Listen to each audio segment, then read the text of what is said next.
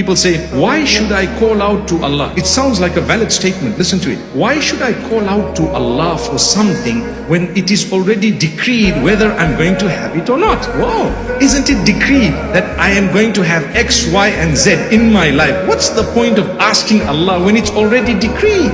Because it was part of the decree that you were going to call Allah, call out to Him, and as a result He was going to give you that. You see the point? People say, why should I seek forgiveness when it's already written that I'm going to go to heaven or hell? The reality is because you don't know. If I ask you, where are you going, guys? Put up your hand if you guys are going to hell.